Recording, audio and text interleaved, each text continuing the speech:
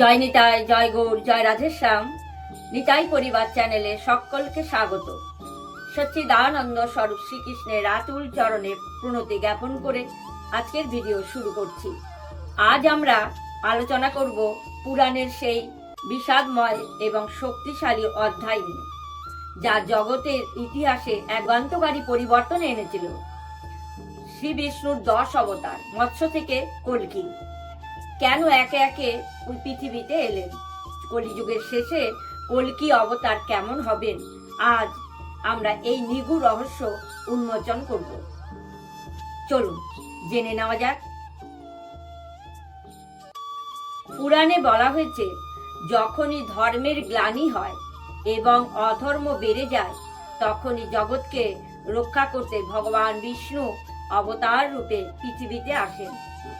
তার অবতার ধারণের মূল উদ্দেশ্য হল সাধুদের রক্ষা করা, পাপীদের বিনাশ করা এবং ধর্মের পুনরুত্থান করা।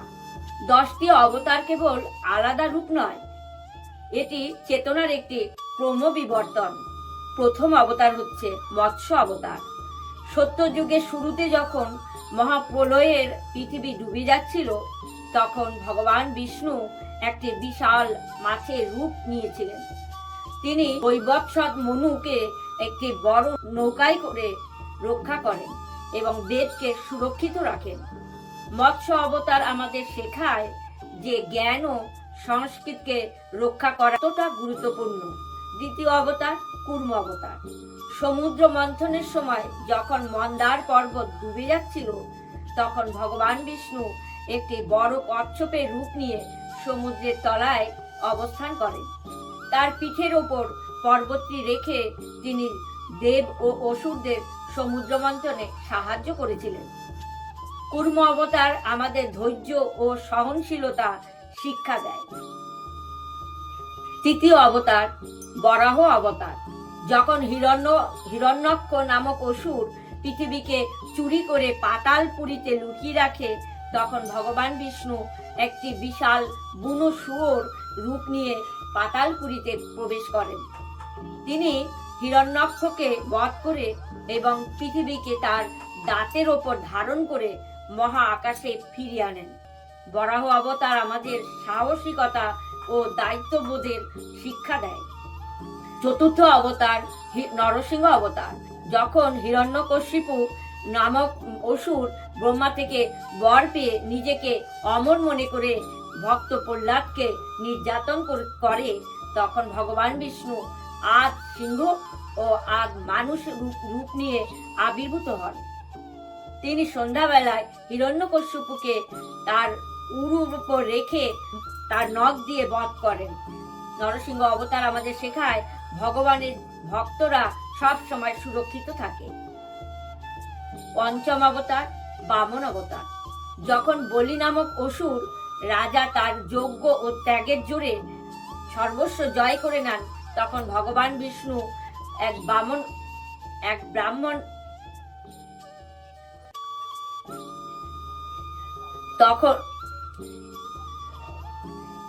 যখন বলি নামক অসুর রাজা তার যজ্ঞ ও ত্যাগের জোরে স্বর্গ জয় করে নেন, তখন ভগবান বিষ্ণু বামন ব্রাহ্মণের রূপ নিয়ে তার কাছে যান।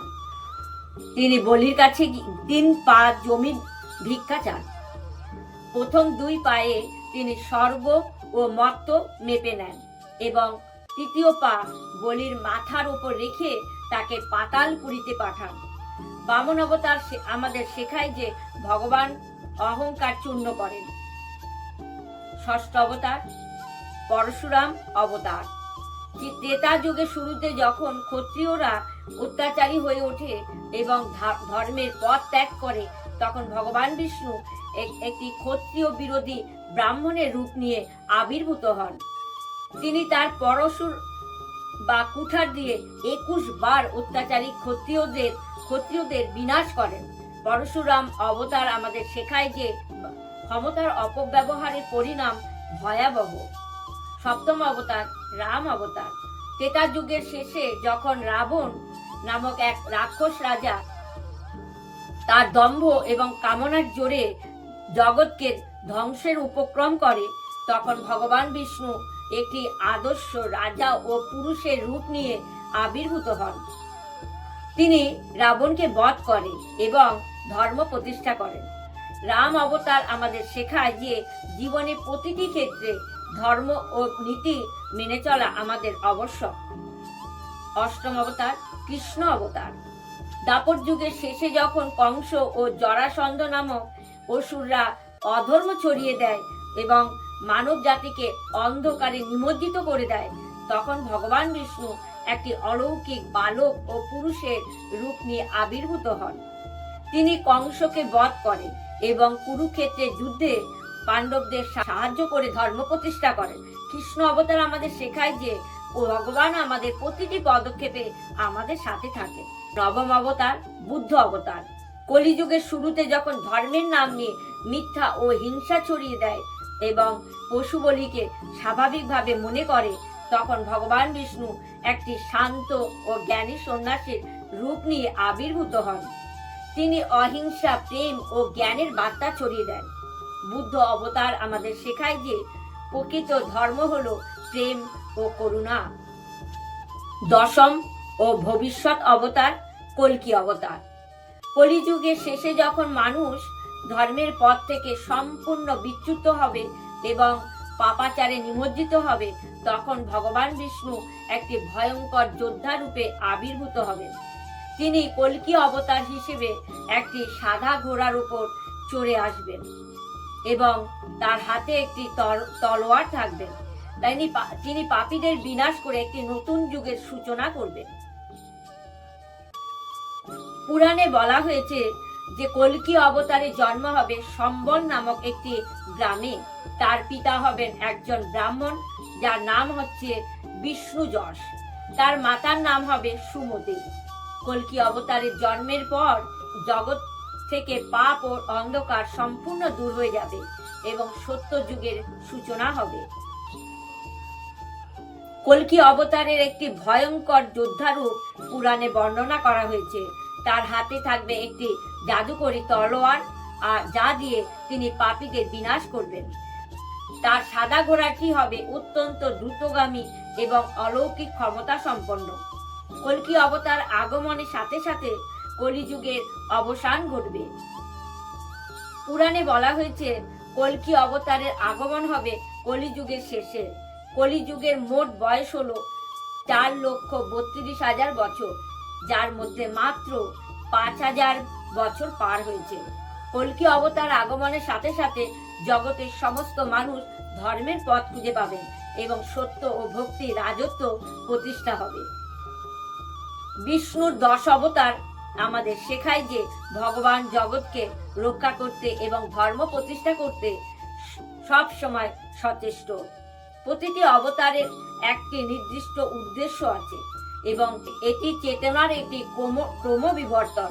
কল্কি অবতারের আগমনের কথা আমাদের মনে করিয়ে দেয় যে পাপের পরিণাম সব সময় ভয়াবহ এবং সত্যের জয় চিরন্তর।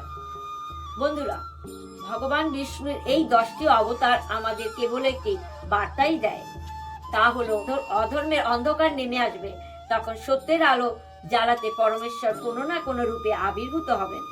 মৎস্য থেকে শুরু করে বুদ্ধ পর্যন্ত প্রতিটি অবতারই আমাদের বিবর্তনের এবং ভক্তির শিক্ষা দিয়ে গেছেন।